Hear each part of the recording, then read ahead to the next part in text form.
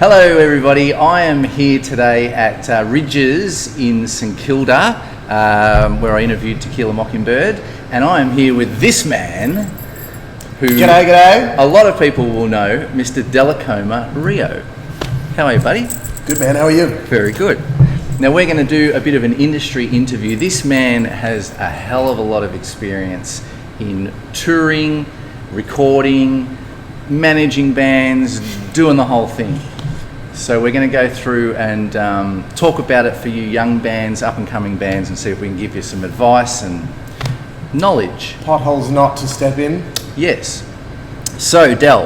Yes. Question one. Yes. I know you. For $1,000? Is it really for $1,000? That's right. There's no money in disbelieving it. Now, I know you've toured Europe before. Yes. Right? And most of the bands that I talk to tend to tour Europe when they first go over. But you've done a lot of stuff in the States, right? Instead of Europe so much over the years. Why? For me, it was literally because I've got a US passport. Aha. So I was actually born in Seattle and I moved to Australia when I was about 2. Yes. And so when I was in Sunset Riot, I joined that band in 2009, and that's when we really kicked off. Started touring Australia and everything, and when we started looking overseas around the next year, it made sense to go to the US purely because I had lived there as an adult for a few years. So I had a few contacts, not necessarily industry contacts, right, but just people that I could ask and say, oh, you know, what's a good bar to play at in your town? And I had no one to do that in Europe. Yeah. So when we were weighing things up, it was the case of, do we hire a booking agent for Europe, or try and get onto a booking agent, shell out that cash, or do we try and book it ourselves and do the US? And that was just the route we decided to do. And then that just kind of, I guess, snowballed from there, and it just made more sense to just keep going back to that market and building that fan base, right, than going to Europe. Okay. So you started going to the US with Sunset Riot. Yes. And then that's something that you've been able to continue because you've built up contacts. Correct. And all that sort of stuff. Yep. Yeah. So it's, I mean, I went over there. So the first tour in the US was 2011. And then I did 2012 and 2013 with Sunset Riot. And we already had offers for 2014, but we split up in 2013. So when I started the new band, I just said to them, look, I'm going to come over with a new band, we've got new songs, we'll still play some Sunset Riot material. But that kind of got my foot straight in the door with a new band. Like when we played Rocklahoma, I already played the 2 previous years with Sunset Riot.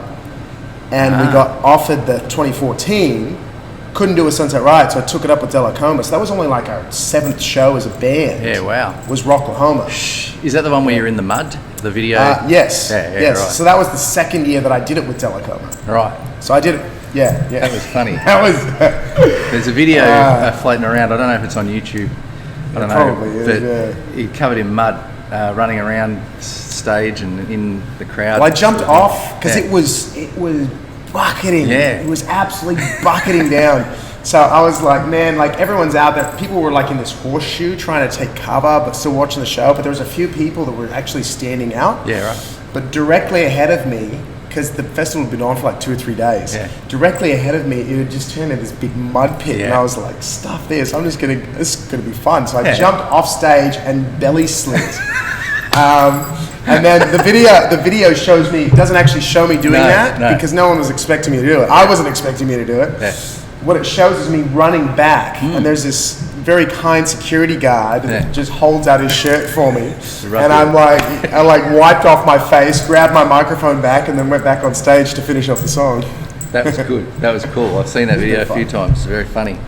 All right.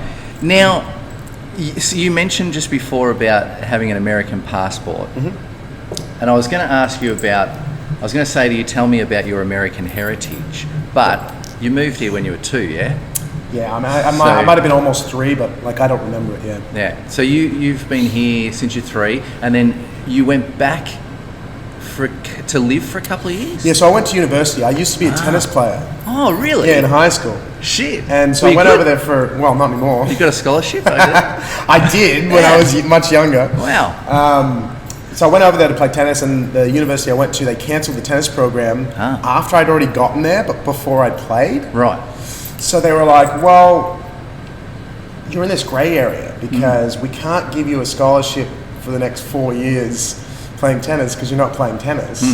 But you've come over here because of the scholarship. So we'll let you see if they said, we'll kind of expand, even though it's too late to get a scholarship in another field for this year. We'll let you try out for the other fields, and if you can do it, we'll just carry it over for the first year as a tennis scholarship, and then from there on, it'll go with something else. Right. So I was good enough at distance running to where I qualified for cross country. Wow. So I did that and blew out both shins. Oh. I'm like, maybe I'm not meant to be a sports player. Shit. Like, so 18 and blown out both shins. You can't run for like 2 years, and I'm like, well. What did you do? I got into building sets for the theatre department, ended up auditioning, and that led me to, for plays, ended up doing a ton of plays, went out to LA as an actor post-university. Wow. For 2.5 years, and then came back to Sydney in 2007. Right. Which is when I joined the band I was in before Sunset Riot, and then Sunset Riot. That's really interesting. I did not know that. So you could have been like, Roger Federer. I could have. In fact, Roger Federer is actually 1 year older than me, so I could still be Roger Federer. You could have played at the French a couple of weeks or last week. I could have. I could have been like many millions of dollars richer than I currently am. Imagine that. I could have. Could you imagine that if I was millions of dollars richer? How good would that be? Oh, well. I could have bought you a beer today. Yeah, exactly. At least you had a crack, though. Yeah, I did. That's good. I did. All right. Let's get on to music and bands, right? Music and bands. Which is what we specialise in. Indeed. Do you think, this is probably going to be a stupid question, but I do ask lots of stupid questions in my interviews. Do you think bands need to save and have money to be able to get anywhere in this day and age?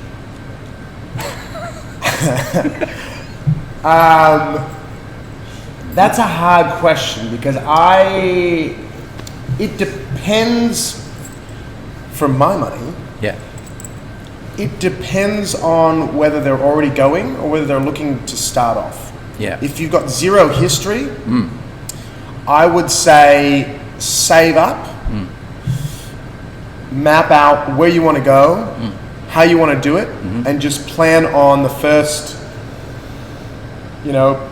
6, 12, 18 months not making anything from what you're doing. Yes. Right? So as in, what I mean by that now, hopefully as you're going, you're going to be making some money off gigs, but putting that back into the band. Yeah. Right? If you're already going, you obviously need money, but I think if you've already got a bit of a fan base, I think that there are ways to leverage, if you're creative, there are ways to leverage that fan base where you can give something to the fan base that is valuable to the fan base, but won't necessarily cost you a lot of money. Right. And by that I mean, if you're just starting out and nobody knows who you are, you're sitting at home in your bedroom and you decide, you know what, I'm going to put up on Facebook, hey, I'll do a birthday song personalized for you. Yes. If nobody knows who you are, then who's going to actually care about that? No one's going to care, yeah. But true. if you are Doug Aldrich or Richie Kotzen, like I'm not even talking like massive stars, like they're big enough, but they're not like, Slash or anything like that, right? They can go, you know what, I need a little bit of extra money for this new record that I'm doing or this new tour. You can go up online, you can go, now look, I'm trying to put together this new album and this new tour or whatever, I need a bit of extra money, so I'm going to offer some perks here. If you want a specialized birthday song from Richie Kotzen, for you or a family member or whatever, chuck in $70 and I'll do it just for you. Or I'll do an hour guitar lesson over Skype, or something like that. Yes. That has zero value if you're just starting out. Yes. Right? Yes. But if you've already got a fan base behind you, there are ways that you can leverage that kind of stuff to your advantage. And it gives the fan an opportunity to invest in what you're doing, and it also gives you the capital to be able to continue doing what you're doing. Yep, makes total sense. Absolutely. And we'll get to that in a sec, because you've done a lot of stuff with your Patreon and your fan club and all that sort of thing. So we might head in that direction soon and get a bit of info from him. I like it.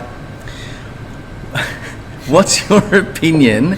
What is your opinion on the Aussie rock music scene right now? Balls and all, Del. There's no holding back. You say what you think. I love it. Yeah. My personal opinion, the Aussie rock scene, I think there are a lot of incredibly talented bands, songwriters, individuals in the scene. Yeah. I think that it is difficult. I'm not going to say that it's more difficult than it used to be, because everybody goes down that road. I feel like every generation has their pros and cons and difficulties. Yeah.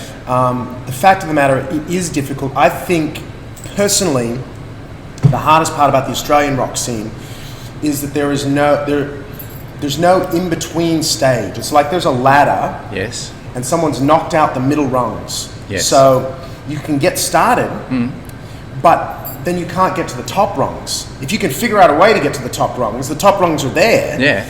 But the middle rungs are gone. And what I mean by that is you've got a lot of bands that were in the generation before that were playing bigger venues. They don't currently have hits on the radio. No.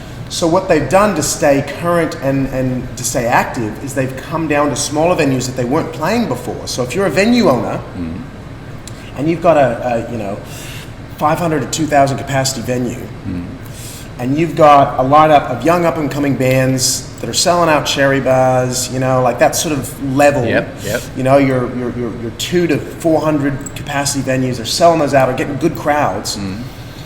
If you're a venue owner, and on the one hand, you've got some young up-and-comers that say, we want to do something in your room because it's the next step up. Yes. And on the other hand, you've got Baby Animals and Screaming Jets and The Poor that go, we're going to come together and do a triple bill. Yeah. Which are you going to pick? Yeah, Which are you going to pick? So, now, I see this in America. It's the exact same thing that happens in America. Now, the difference is in America, there's like 340 million more people than there are here.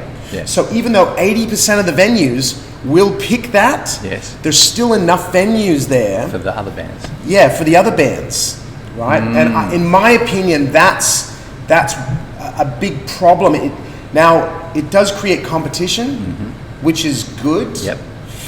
But I think it can be very discouraging if you're a band, especially a band that is at a level that needs management and needs an agent.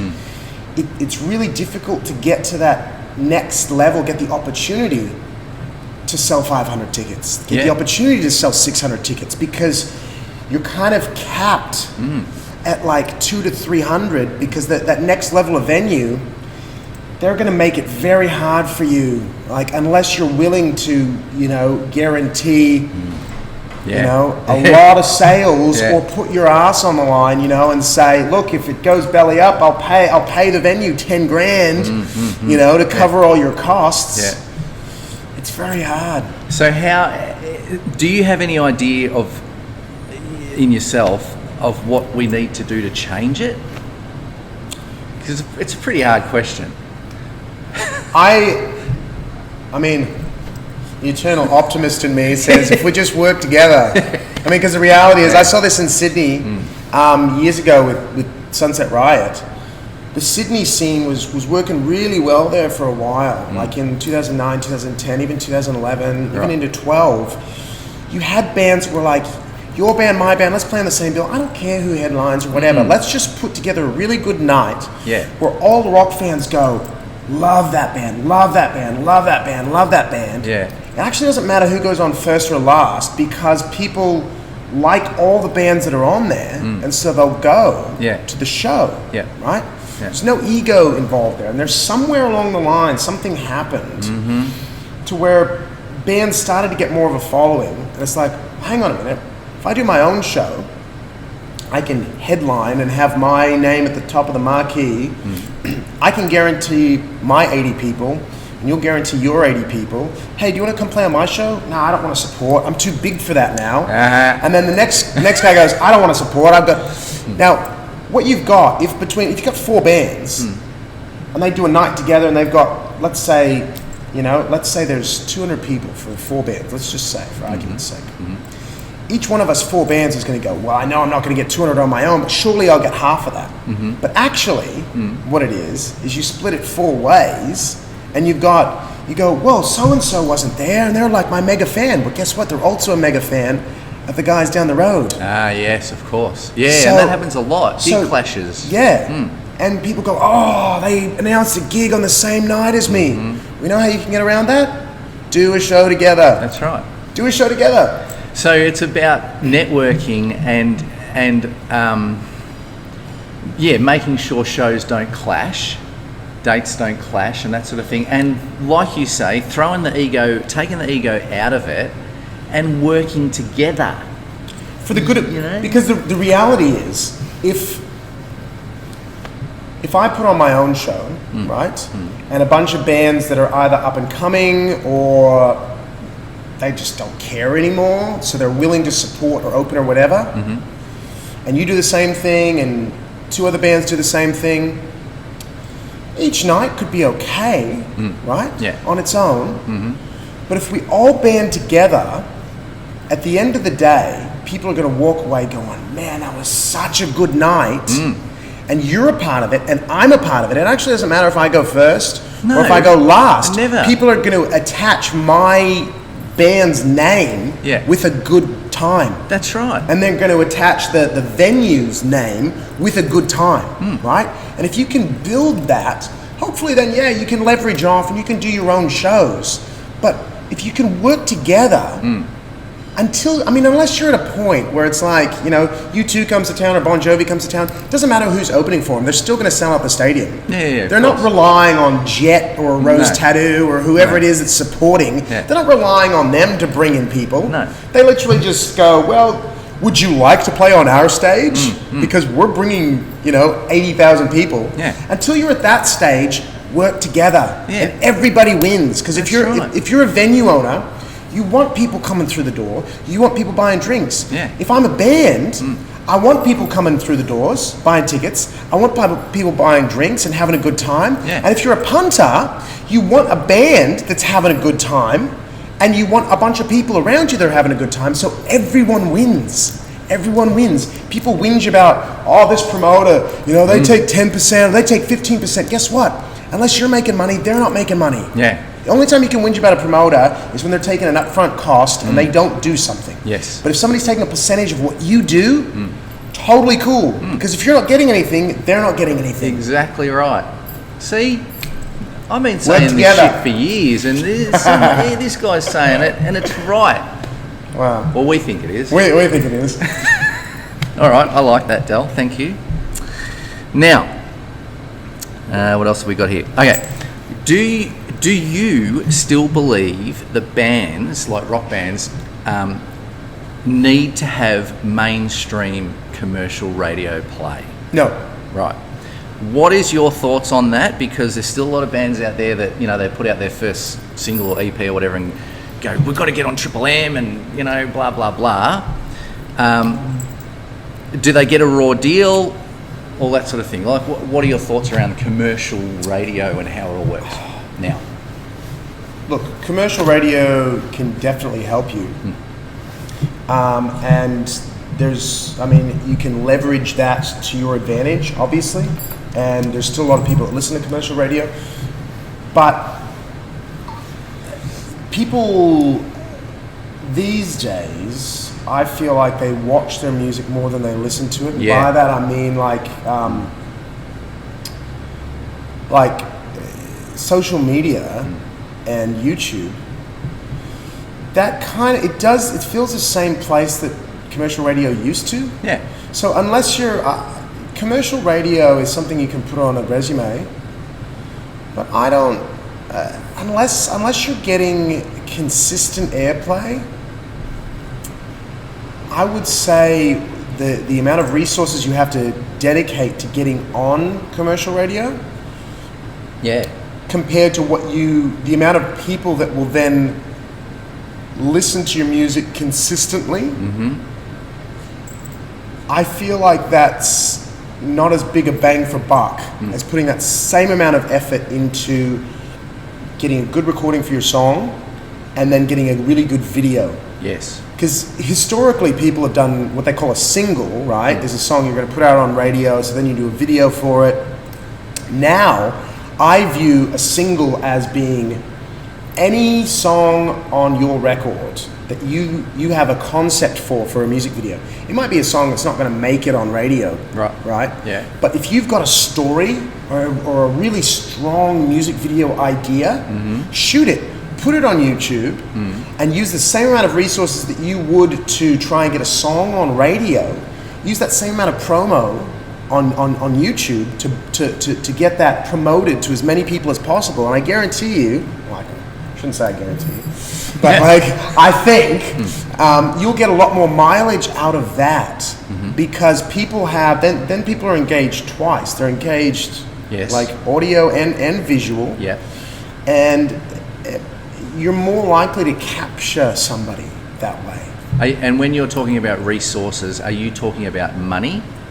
I'm talking about money and also, I don't know what you would call this, but everybody's done it at some point, and everybody's got those mates that still do it.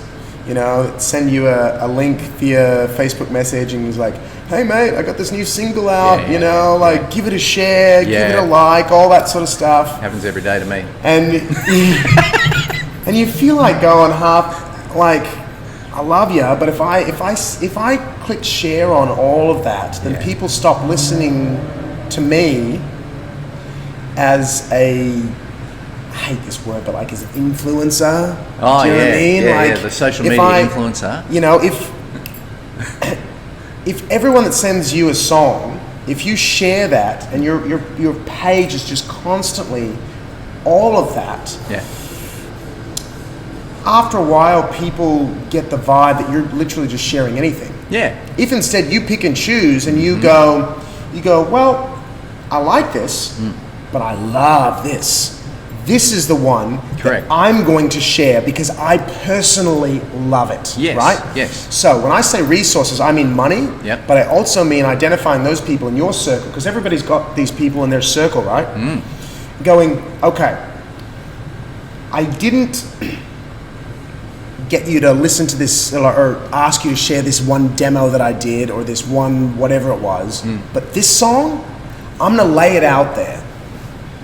And I haven't asked you in like 2 years, but hey mate, I really think this is, a good video and a good song. Yeah. What do you think about it? Yes. And then get a dialogue going, in an honest way, right? Yeah. And if you do dig it, going, hey, I know that you dig this song. Yeah.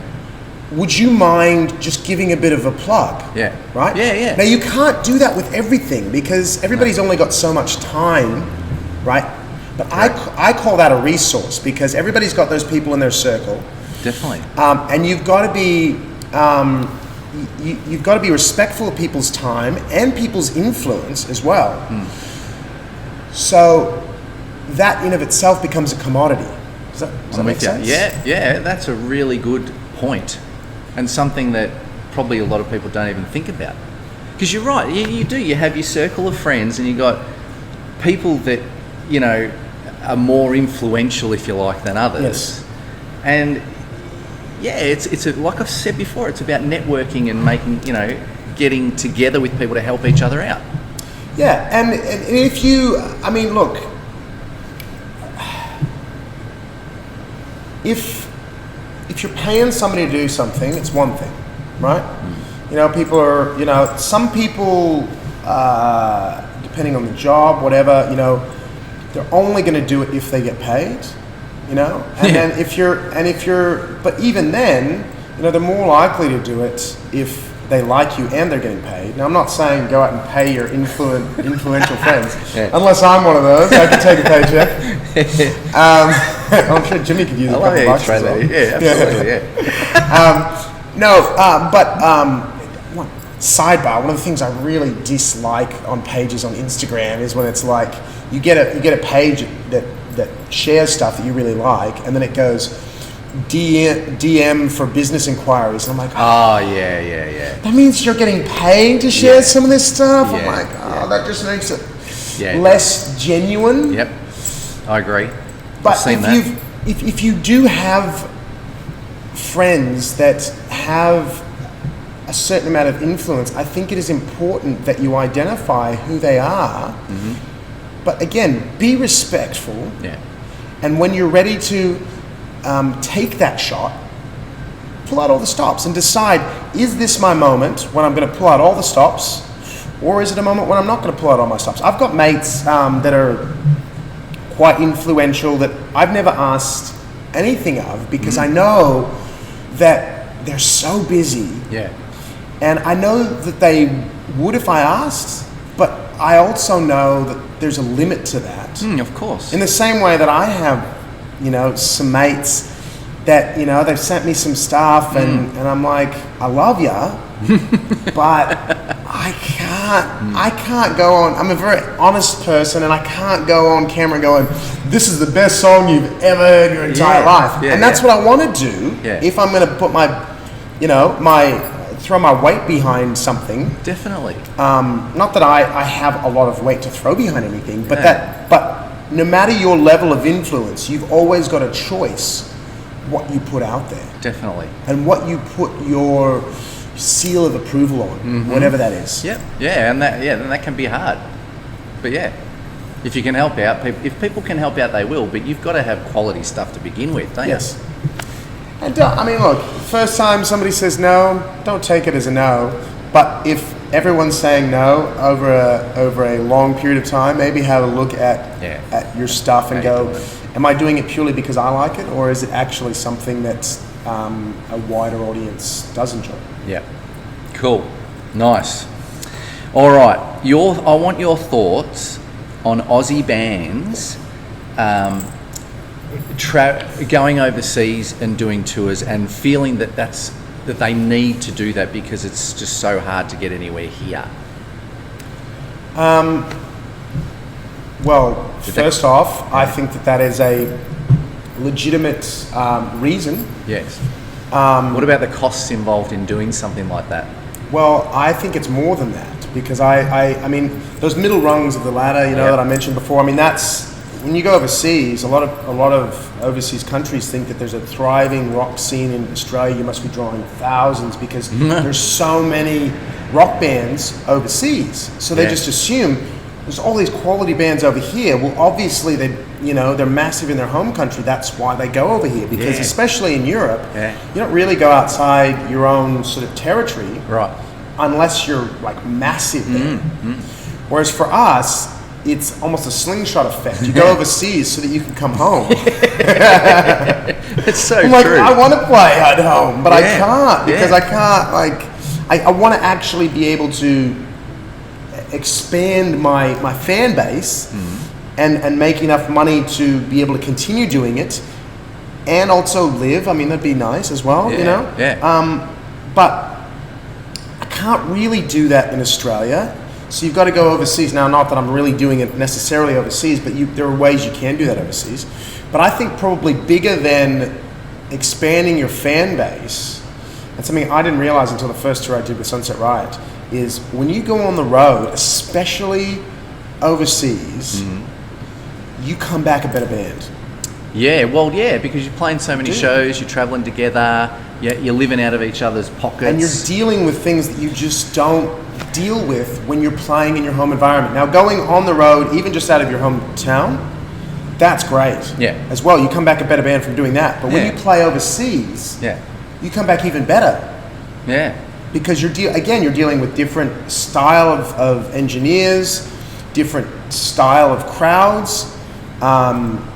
In some cases, I mean, people that don't even speak your native language. Yeah. And you're like, do my songs translate if you have no idea what I'm saying? Yeah, good point. Good point. I did a show in Spain where there was there was no English speakers. Like it was rural Wow. Spain. Like even the bar owner, I was texting the promoter,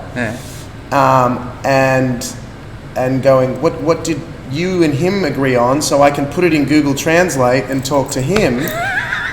Like, wow. and that was actually the first Fascinating. time I really had a look at my own performance and go, okay, I realized how much I kind of yap on in between songs. Yeah, right. Yeah, yeah. Because what used to be like an hour and a half show went down to about hour 10. Right. You know, Yeah, hour so 15, because there's less banter. Yeah. Because I realized early on, I'd talk in between songs. It's like, you got no idea what I'm saying. Yeah, of course. So let's just start the next song. Yeah, just keep playing. Why bother talking when they can't understand you? Right? I mean, why bother talking in the first place? They probably yap on too much anyway. All right. Yeah, no, that's good. That's good. Actually, something that's not on here that I just thought of while you were talking. We caught up a couple of weeks ago because I owed him money, and he came to break my legs. I did. And anyway, no, but when we were having a chat, and something I didn't realise that you mentioned to me was in the States, the pre-sale tickets, where you've got to buy the tickets off the venue and then sell them yourself, yeah? Depending And on where you you were are. talking to me about that? Yeah, depending on where you are. Can you explain a little bit about how that works? Because people sort of try to do that here, and every band goes nuts and goes, "No, we're not doing that. Get stuffed pre-sale tickets." Yeah. How does it work in the States? Well, again, it depends on where you are. So the States is very different from depending on where you are. Mm-hmm. Like a gig in Los Angeles is completely different to a gig in middle of nowhere, Texas. Right. Right. So I mean, slightly off topic. Like you go, like in Mississippi, if you book a gig, and they won't tell you this up front, and I found this out the hard way. Fortunately, our support band took care of it, but they're expecting you to bring in your PA and your sound engineer. Right. And any stage lighting. So the venue So if is you just the book- stage. Yeah, it's just a stage with a bar. Now, no one tells you that. Now, obviously, if you have a booking agent, they're dealing with all of that. But if you're going over and actually, kind of booking your own stuff and all that, that impacts. Then, if you go, okay, well, we've negotiated a certain price, Yeah. and now I've got to go out and hire all this extra stuff. Yeah. Right? In New York City, it's expected that you will use like the house drum kit and cabs and all that, because the venues, I mean, it's so congested there. Yeah, that pretty right. much everywhere has in-house stuff. Yeah, yeah. Not everywhere, but it's fairly common, even to the point where a lot of drummers in New York City don't even have their own kits, right? So there are rehearsal rooms that will already have drum kits set up. So Yeah. you might have a monthly fee that you pay to this rehearsal studio, Yeah. and you just bring your cymbals and your pedals and Yeah. all that, and go in and practice, because all the gigs you're doing have a kit already there, Right. and that's just normal to the locals. Now, what you're talking about pre-sales, right? Yeah. So LA is the main one for this. So if you want to play places like the Whiskey A Go Go or whatever, then you get, depending on the price is going to vary depending on who you go through. Right.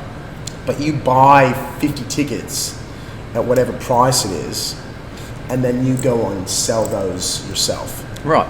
And So- but being a band coming from Australia and having to do that, I would imagine that could be pretty tough.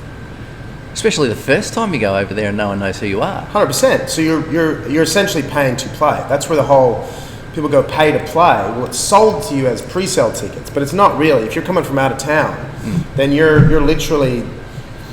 probably selling a couple, but most of it is going to be you going to bars or wherever and just trying to offload some for free, just so there's people at your show. Wow. Yeah. And so you would have done that the first time around? Yeah. Now, I'd lived in LA, so I had friends there Yeah. that helped me sell some tickets. I mean, Right. Yeah. I probably sold, the first time we played the Whiskey, I think we might have sold 25 maybe. Yeah. And we gave away the other 25, but, and again, it depends. If you're going there completely cold, it's not probably a good idea. No. I mean, I'm a bit jaded when it comes to the LA music scene anyway. But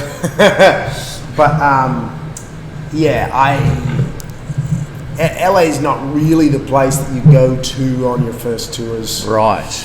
Because that's sort of where everyone thinks, you know, Yeah. like, you know, you watch The Dirt and all the rest of it, and it's like, yeah, I'm going to go and do that. I'm going to live Motley Crue style, you know. Well, I mean, you can go and live Motley Crue style just without playing shows. I mean, anyone can do that. Yeah. So. Interesting. Okay. Yeah. All right. That's good. Thank you for that. So, if you're doing a gig here in Melbourne and the promoter says to you, we're going to do pre-sale tickets for this gig, you don't have a real worry about that, you know, like you're okay with that, yeah, because you're kind of used to doing it. Well, I mean, whereas a lot of bands here say, no way, we're not doing it. Yeah, I'm okay with it in that, like, it doesn't necessarily mean I will do the show, but I'm okay with that being an option. Yeah, totally. Yeah. What I am not okay with is, and we've touched on this before, is bars booking you and then saying there's got to be a minimum spend across the bar, and if you don't, then you got to make that up. And I'm like, well, nah, I don't like that. No, because I don't want to force people to drink. Yeah, that's right. I'm like, I'm okay with the pre-sale, and if you want to do it that way and go, okay, well, we're gonna do it as a $10 entry or whatever, and we're gonna give you, we're gonna charge you $400 for 40 tickets, and you sell them for whatever.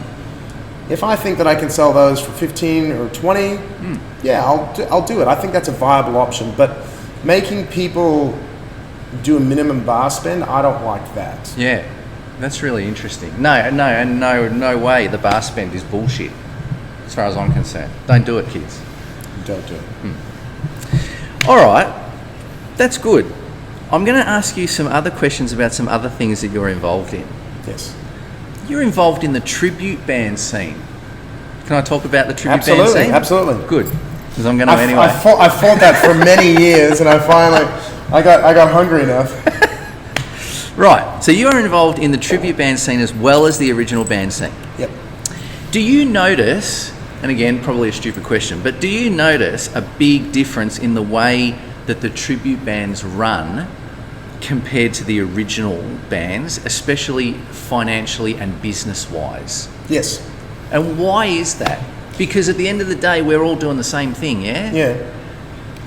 I think that there is, and I do notice this a little bit in America, but I feel like more so in Australia. There's this perception, both amongst the fans and amongst musicians, that they're completely separate. Yeah. You know? I view it as, two wings of the same bird, essentially, not especially. In that, like if you're an actor, theater is different to TV and film, but it's still acting. Yes. There's a different way. You do have to change your style, because like in film and TV, you can be a lot more subtle about your movements, whereas theater, especially if you're playing bigger places, you've got to make your more exaggerated movements. Yes. You've got to change, how you're projecting your voice. Yep. Because there might be people that are like, several rows back. In a similar way with tribute acts, you're still trying to get people through the door, but the venue or the promoter is banking on the fact that whoever you're tributing is going to bring people through the door. Now, your level of pay is going to go up by how well you do that. Right.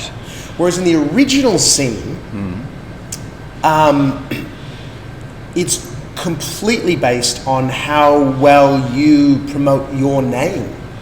Whereas with tribute, all of that work's done for you. Yeah, that's right. All the songs, people have heard, no matter who you're tributing, people that have heard those songs and love those songs are coming out to hear those songs. Yep. Now, because of that, I think within the tribute scene, you find you don't necessarily have more or less talented people, but you do find a lot more people that are like, you have one of two types. You either have the people that want to make all of their money off music, and so, which is someone like myself, where I'm like, okay, when I would come home from tours, I'd be scrapping and trying to find, a job digging ditches or driving a truck or just anything I can do just to get a crust. Or I can get the same amount of money as I would doing that by singing somebody else's songs. And while I'm doing that, I'm getting better as a vocalist. I'm getting better as a performer. I'm staying active in music. And a lot of times what ends up happening is you end up chatting to people and they find out that you've got a band and they check out your band. Now, sometimes they don't particularly like your band, but sometimes they do. Yeah, that's right. And I think that's something that's often missed. It's almost like it's a badge of honor just to do your own music. And don't get me wrong, like I wanna be doing my own music, but I've approached the tribute band scene of going, and I don't fault anyone for doing whatever they want to do, but my approach has always been, I'm not gonna do shit I don't like.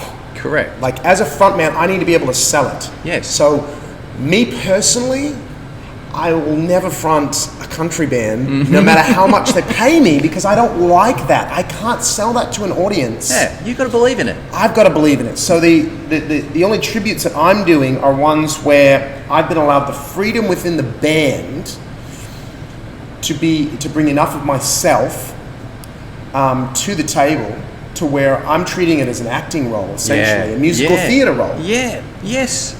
Absolutely. So with the main one being the In Excess show, I don't take out my nose ring. I don't cover up my tattoos. No. I do take off, a lot of rings, but I treat it as a musical theatre role in that it's like Dellacoma Rio is portraying Michael Hutchence in the Australian In Excess show. In the same way that you would have John Stevens portraying Judas, right? In the Jesus Christ Superstar. Yeah, absolutely. It's the exact same thing. It is, and so that's really interesting because that leads me to my next question about the competition between tribute bands or cover bands and original bands. If from a musician standpoint, where musos go, no, I'm an original artist. I write my own songs and stuff those tribute bands, money making whatevers, blah blah blah. Like you do both. Yeah. So why is there competition, do you think? And can a tribute band and an original band coexist on the same stage, on the same lineup, if you like? Absolutely, they can. In America, and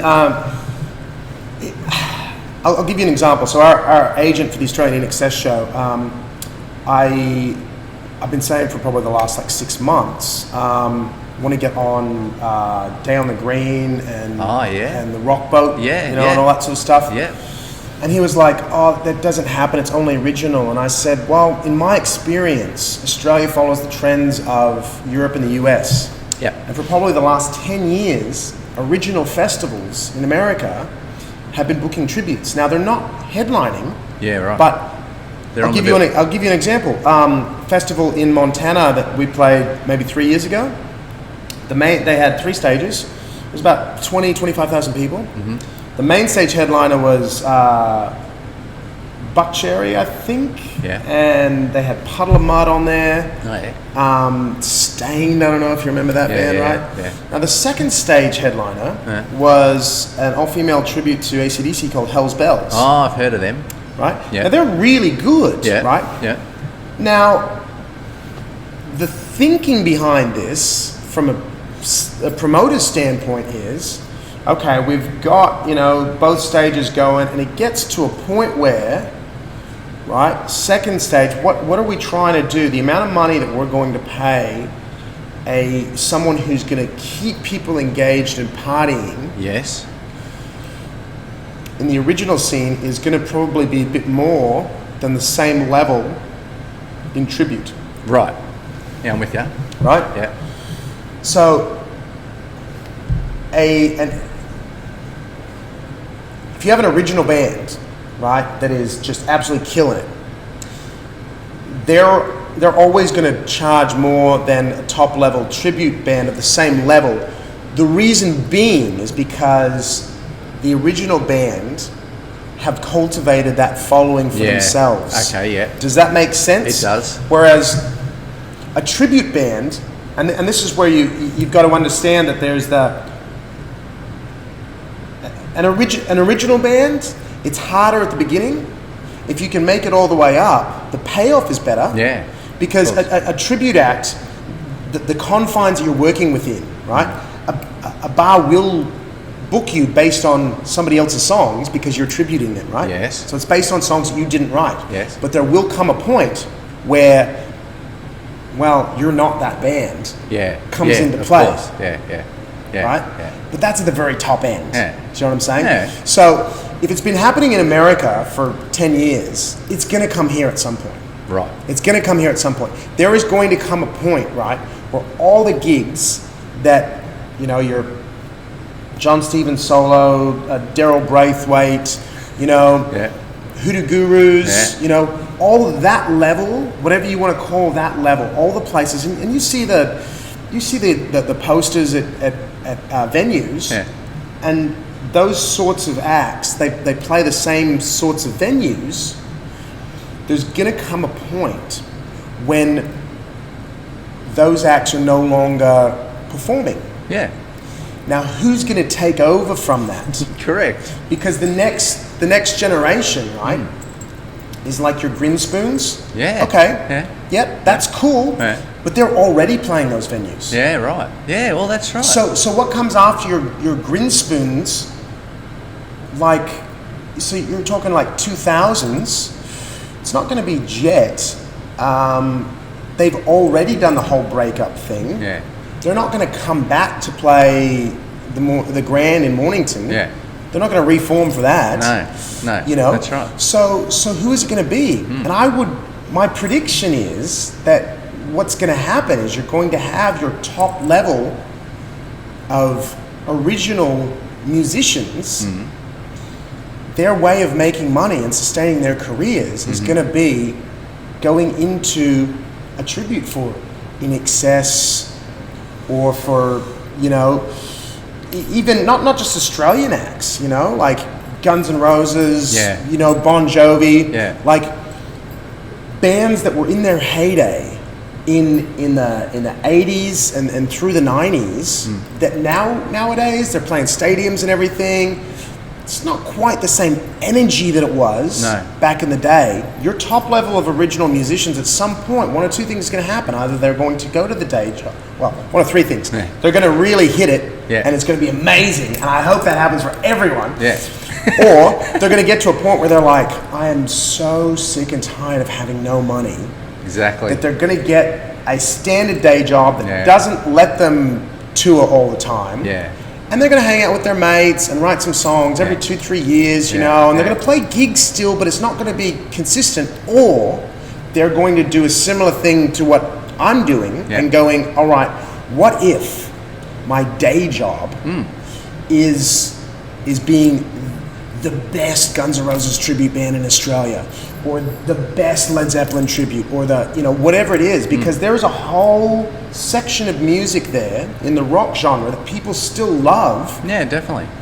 I mean, you could even go so far as to say, like, you know, your Green Days or your Pearl Jams. I mean, like, those sorts of bands, if you get a band that can capture the energy when they were at their peak, and you get a fan who's in their early 20s, they never would have been able to see Guns N' Roses' Appetite for Destruction era. But they can watch the videos of it.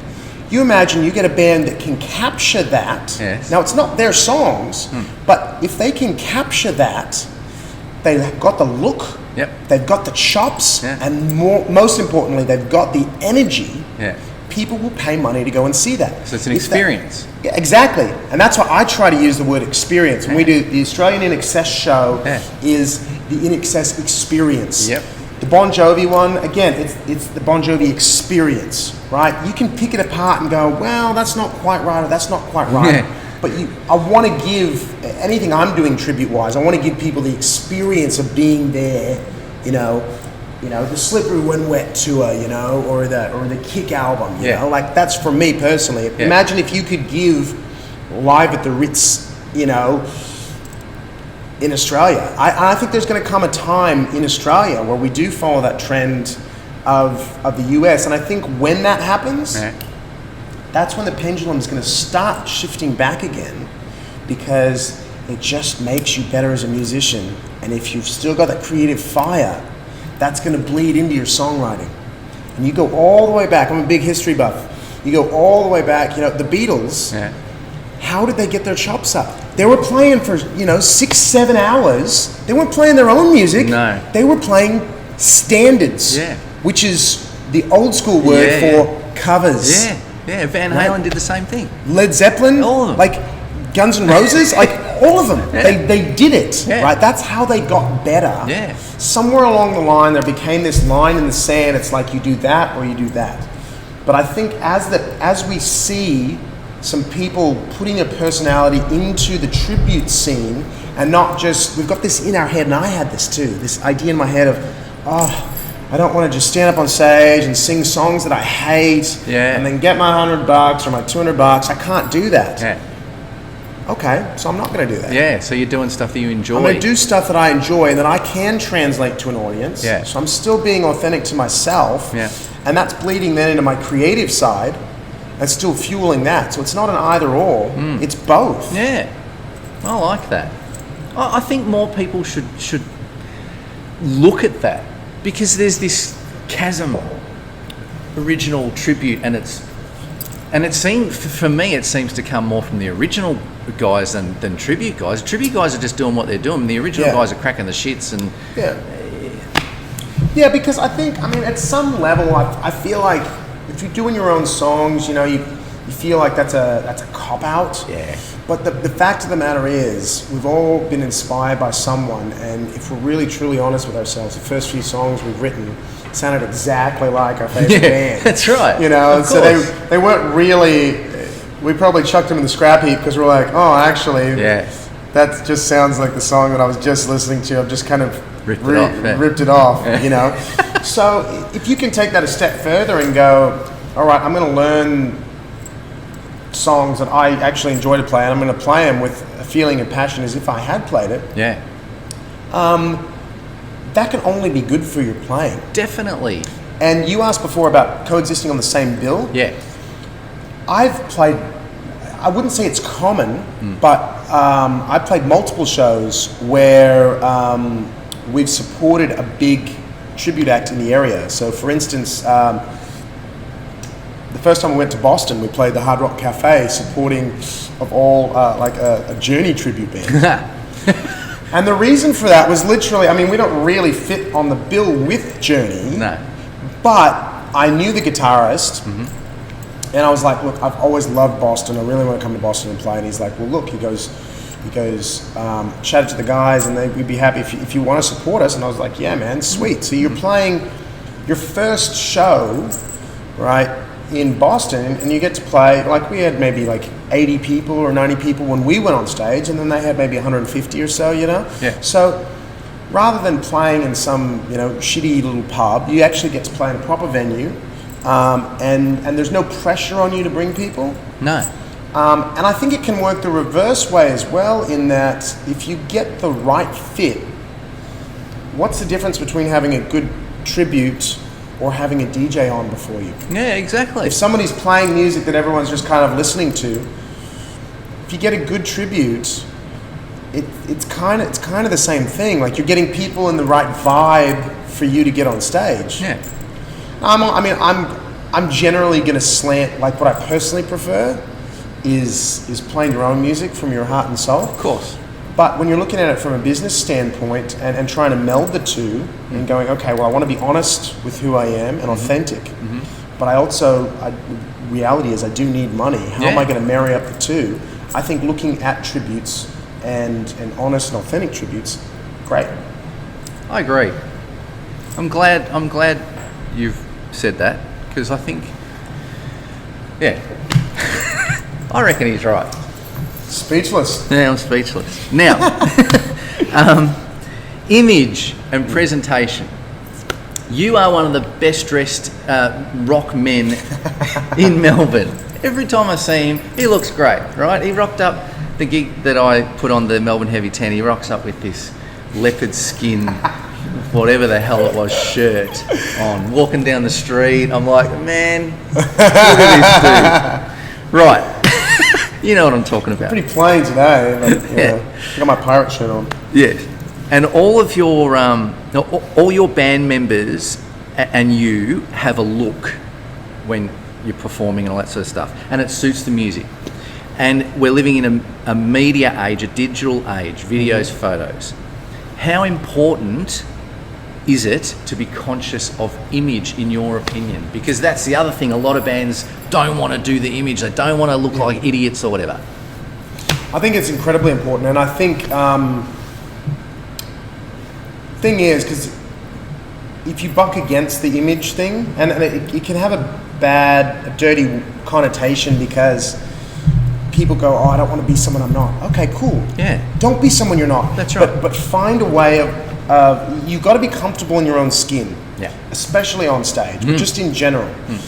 But there's ways that you can tailor what you're comfortable with in such a way that will give a good image. Because the reality is, and again, in today's age, it's pretty rare that you get a faceless band. Yeah, no, I mean, that's it right. wasn't that long ago. I mean, like, you know, a band like, say, Tool, for instance, like, they can kind of get away with that, but I think it's changed now to a point where, I mean, even a band like 12 Foot Ninja, for instance, right?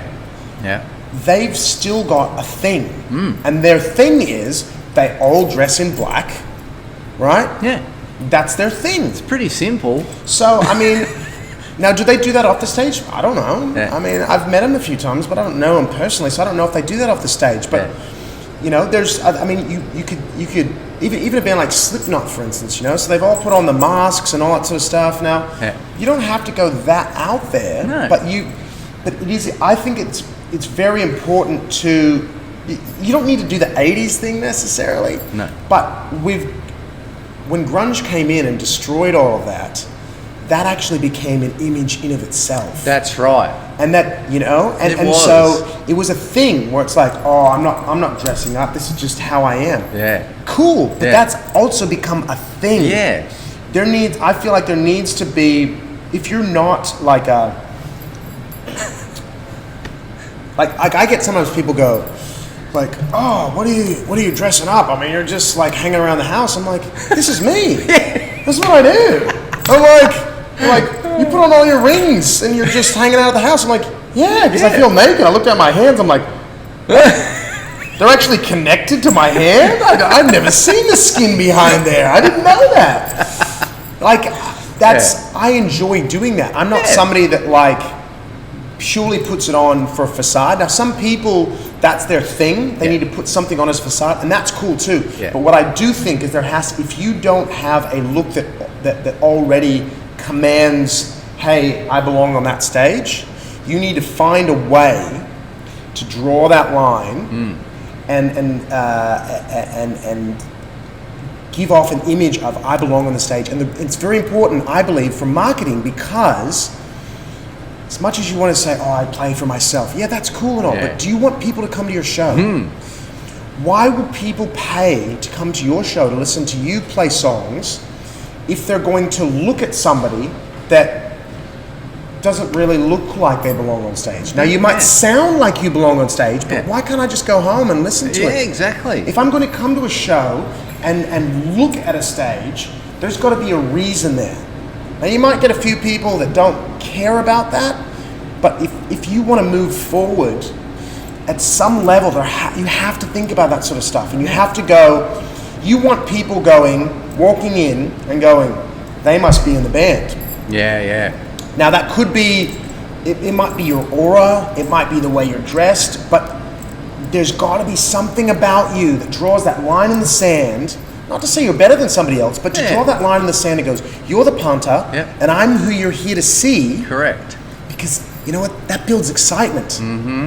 That builds excitement, and there's nothing better from a punter standpoint than getting excited before the show. That's what it's all about.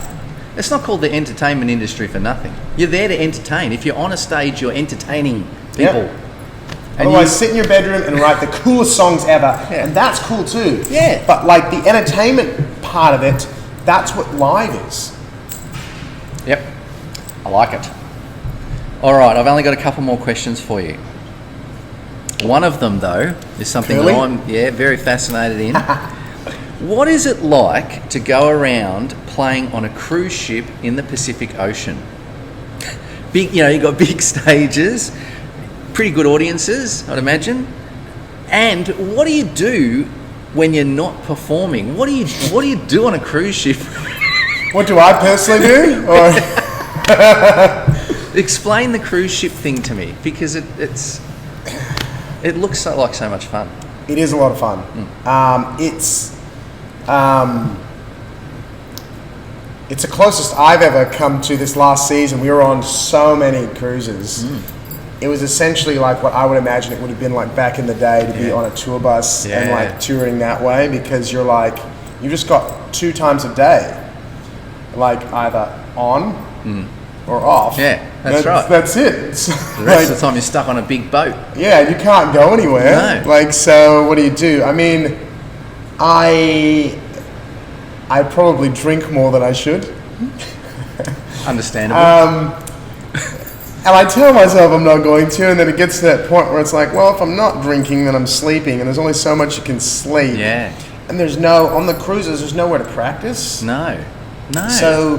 So you can kind of do it in your cabin, but you don't want to be doing it that long, because then you'll annoy your neighbors or whatever. Yeah, right. And there's only so much of that you can do. There's no acoustics on board, so you can play with it like an electric or whatever. So I do writing and I do a lot of reading. Yeah. But I usually end up at the crew bar. Do you just get to? Do you go out amongst just the people on the ship and just hang out, sunbake, jump in the pool? Absolutely. Go down the big slides. Spa. Yeah, spa's great for my aching muscles the day after. I think you got to be a bit careful, because there's a lot of rules about like you can do everything from our standpoint, like guest entertainer, but you got to be a bit careful about how friendly you get with like passengers, and there's cameras everywhere. Yeah, right. So So you got to behave yourself. Yeah. Wow. For the most part. Didn't know that. Okay, nice. That's good. I'm going to come on a cruise ship one day when you're playing, and we'll just hang out at the bar. Yeah, absolutely. Great. Okay.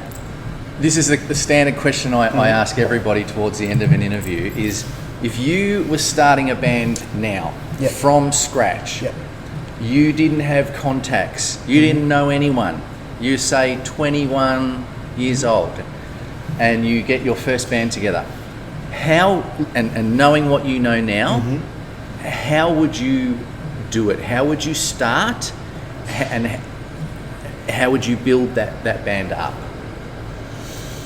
You're 21, you want to be a rock star, you want to... And I'm getting advice from myself now. Yeah. I would... I would go in and I would find a couple of covers that I love. Yeah. That we can do our own take on. Because if no one's ever heard our music, I need something as a little hook. Right. Right? Yeah. I would write a bunch of songs that we're all, pumped about. And then I would pretty much do the exact same thing that we did with Sunset Riot. Wow, really? Which is, it's almost like a spiral that starts going around. So you play, everyone will tell you don't oversaturate the market. When you're starting out, oversaturate it. Yeah, definitely. Oversaturate it. Play everywhere. Yeah. Play on a Wednesday night for 3 people. Yeah. Play the next night for 4 people. Yeah. And then once it gets to a point where you're like, okay, now we've done that too much. We played for nothing. Then, and you'll know when that is. Then you need to keep playing, so you need to go outside of your home area. So for Sunset Riot, Port Macquarie. We go up to Port Macquarie, we play, and then we come back, and then we do some more Sydney stuff. And then once you've done that a little bit more, because you've gone on the road as a band, so now you get to know whether you know each other, Then you go outside your own area. And then honestly, before I've even done, like if I were, the one thing I would do different, I would book a European tour. Yeah. Europe, knowing what I know now,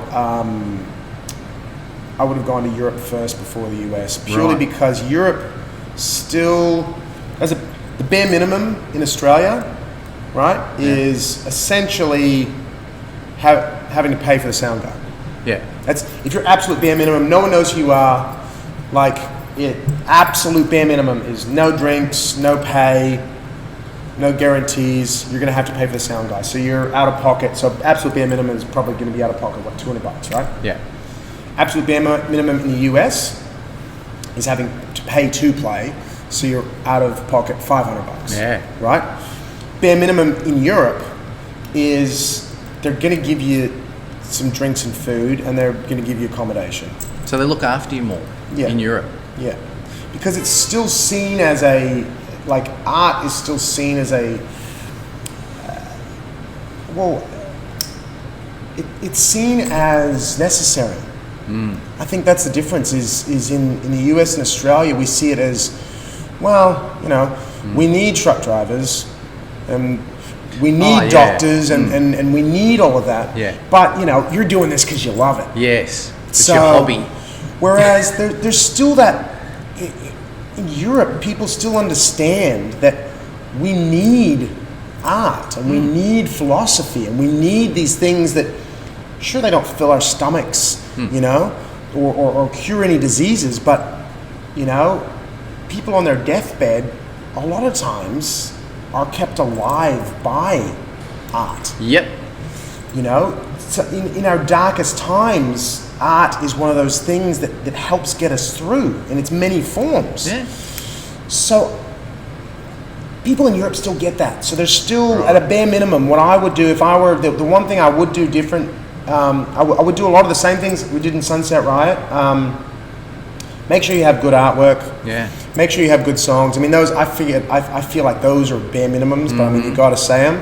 And I would play as much as possible live, because you can rehearse as much as you want, but as soon as you get on that stage, it's totally different. Yes, it is. And as soon as you get outside of your hometown, it's totally different. Yeah. Because having your mates up the front going, yeah, man, I fucking love this song. It's amazing. Yeah. And you get in front of people that have just wandered in, you know, because they don't really know why, they just did, and you're playing that song, and they're like, yeah, this is kind of shit, I'm leaving now. Yes. You're like, hang on a minute, all my mates told me it was awesome. Yeah. You don't learn that stuff till you actually go out on the road. Yeah. You know? So true. Yeah. You write a song about Bozza, you know, and Bozza's sitting in the front row, and he's like, mate, that fucking song about Bozza's amazing. I love it. Yep. That's you go to Warrandyte and you play Bozza, and there's no Bozzas in the audience, and they're like, what's this song about Bozza? Yeah. You just say Bozza 12 times and hit an A chord and occasionally change to E. Yeah. Is that a chord? That's a chord. Yeah. E's a chord. We're singers, we don't know. Anyway, yes. All right. No, that's good. I like that. Thank you. Now, upcoming stuff for Dellacoma. I could never have you sitting here talking to you without asking you what is going on and what's happening. Because I know you've got a lot of stuff on the go, so tell them. Well, directly after this interview, I'm headed out to hopefully finalise the music video for Vampires, which is the current single that's out. It's on all the streaming platforms and all that sort of stuff. Yep. Good video too. I like that video. The lyric video. Yeah. So we're doing a proper music video for it. So that's out next. Then the second single, a song called "Till We All Belong," that was also recorded in Nashville. Right. That video will be shot probably in the next couple months, and then we'll be putting it out after that. I'm currently finishing up the rest of the record, writing and recording with Voya from Bad Moon Born. Busy man, that guy. He is a very busy man. Yeah. He's incredible. Yeah. I've been working with him for years and years and years. Yeah, right. Just in different aspects. Like he's helped me with writing before. He's played in some of my solo bands and stuff, you know. And he lives in Melbourne now. Oh, does he? In St Kilda.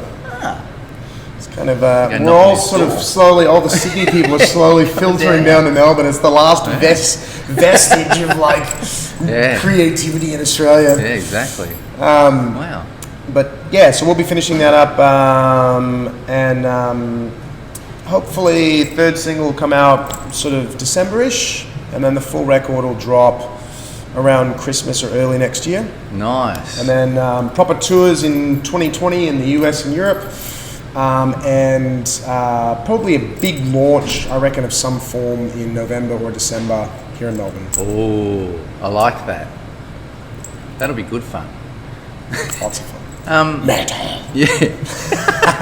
So it's a full album, and then you're going to tour. So you've kind of got you map things out well in advance, don't you? Yeah. I think it's important. I mean, it's important to be flexible with that, and that's one of the things that's really been difficult for me over the last 2 months. We were speaking off air about going through band breakups. It's so hard to kind of stay on track for schedule-wise. Yeah.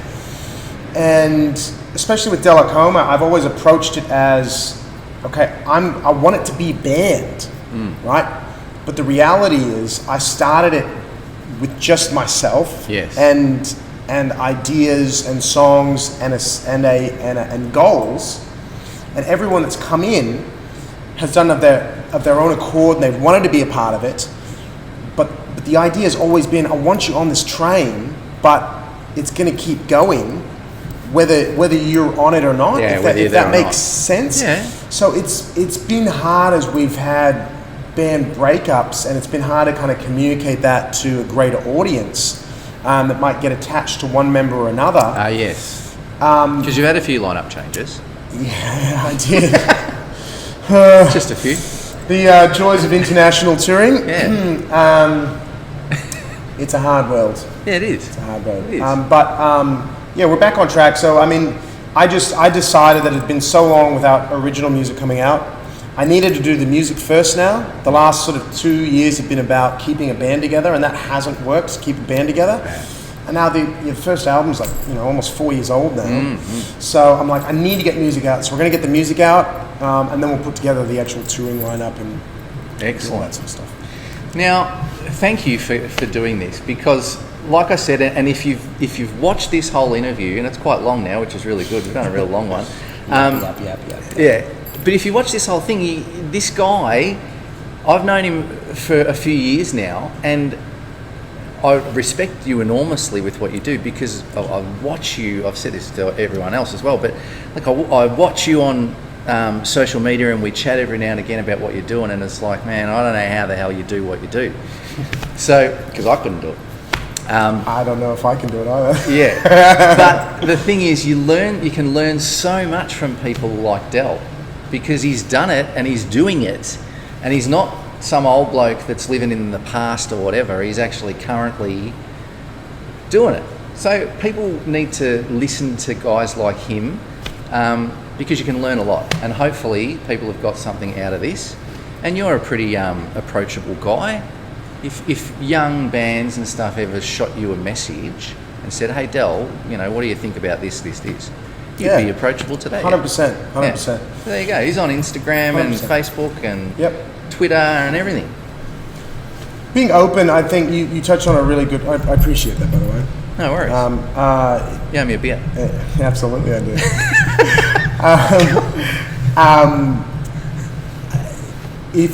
If I've learned one thing just in life in general, it's that you always be open to learning, but also never take everything as gospel. Yeah, for sure. Like I think sometimes in life people fall into one side or the other. Either they go, everything's bullshit, I know how to do it. Yeah. Or they go, oh, well, I want to learn, and they just take, if I say something, they go, oh, well, that must be the way it is. Yeah.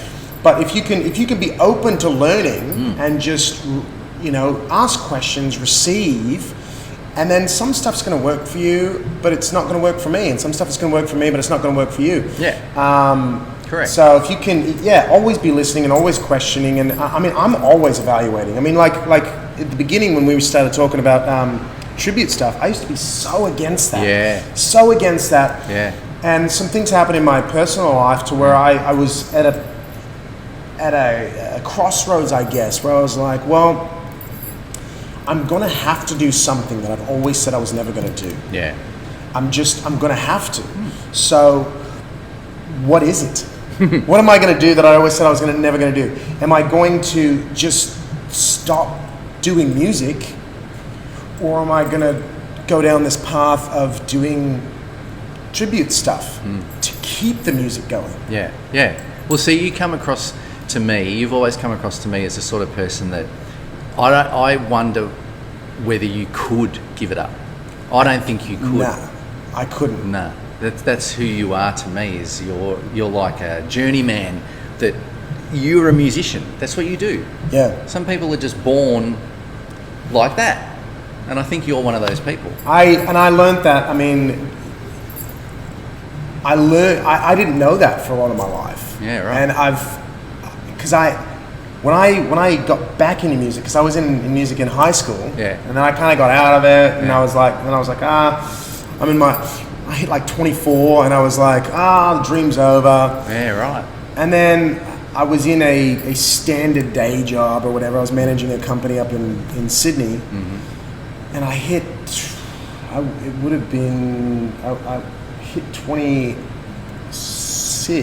27, and I was like, I gotta try it again. And then I was like, and I made myself a promise back then. I said, you know what? I don't want to wake up one day after stopping, and realize that I'm in my 50s or 60s and go, sorry, honey. Whoever I'm next to, go, sorry, honey, I got to start a band again. Another one. And I made myself a promise that day. Yeah. When I felt that urge again, and I'd quelled that urge for a good couple years. Yeah. And I was like, I'm going to stay on this path until I'm ready. And to give it up, and despite Still everything, going. I'm still going. So Still it's like, band breaks up, and people go, "What are you going to do?" It's like, well, I'm going to start another one. Yeah, keep going. That's what you do. I mean, just keep going. That's what I do. But don't ever give up. Just keep going. If you're into it, and it is who you are, keep doing Just it. keep going, and understand. Sorry, real quick. Just going backwards. When you said about advice to maybe younger bands, one thing as well is figure out why you're doing it too, because a lot of people, they get things crossed and they go, oh, well, I'm just in it to play my own music. If you're just in it to play your own music, totally cool. Yeah. But that means disregard everything I've said about image and all that. Just play whatever you want to play. Yeah, it doesn't matter. Just play whatever you want to play, because you're literally in it just to play your music, so nothing else. But if you want to support yourself in doing what you enjoy, then you've got to, unless you're one of the very, very fortunate few that just happens to land at the right time without much work leading up to that, you're going to have to figure out a way of making income doing what you do. Yeah, that's right. Very interesting advice and good advice.